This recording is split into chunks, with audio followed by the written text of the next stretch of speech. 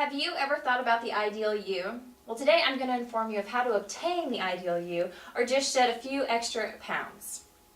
There are 3 key components to obtaining the perfect you. You can live a happier, healthier life by consistent cardiovascular training, appropriate resistance training, and a balanced diet. First, let's talk about what's good for your heart, and that's cardiovascular training. Cardiovascular training consists of running, walking, stairmasters, elliptical, anything where you just feel great after doing it. Your cardiovascular training should be about 60 minutes long for about 5 days a week.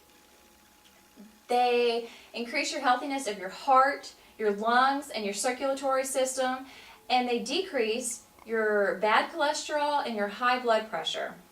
So they make you feel really good on the inside, and they really help your inside.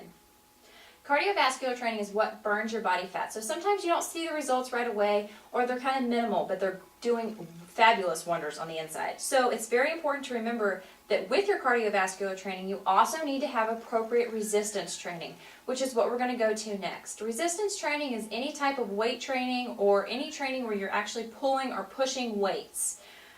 When you do resistance training, you need to have a plan, and you need to set out what day of the week you're going to go and do certain types of your body part.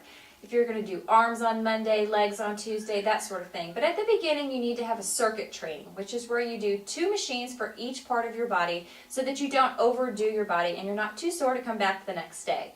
And the best thing for soreness is to come back the next day, but it's really hard for people to do that sometimes. I know it is for me. You need to have a schedule and a set time of what time you're going to come to the gym so that you don't have, certain things come up and you're always available at that time of the day to come to the gym.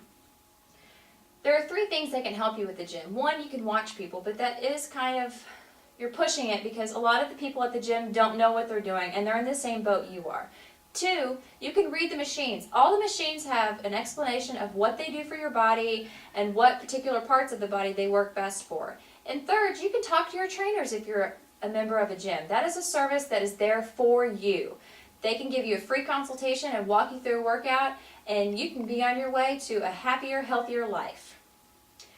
Now let's talk about one of the main things of obtaining the perfect you, and that is your diet. Your diet, you can work out 5 days a week until you're a little hiney, can't run anymore. But the problem is, if you don't eat right, you're not going to get results. Good foods versus bad foods. We know mostly what they are, but sometimes you crave that cheeseburger over the salad, but it's just ordering the salad. So it is a lot of self-control.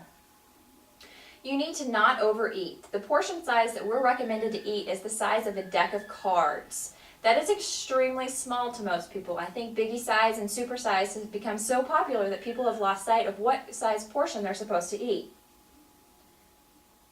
You also need to eat a big breakfast and get your sugars out of the way early in the morning so that you have plenty of time to burn them off. Second, you need to have a medium-sized lunch, and then you need to have a small dinner. Dinner should not be eaten after 5, and you really shouldn't eat anything after 6 because anything after 6 is going to be stored as fat.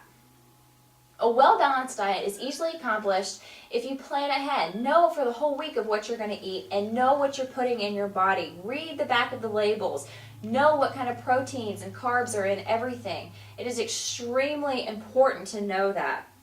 In conclusion, I would like to first talk about motivation. I think a lot of people lose motivation, and you have to know deep down in your heart, if you push yourself constantly, you will obtain your goal body. So I do believe that motivation does, decrease that. But let's talk about one more time what we need to go through.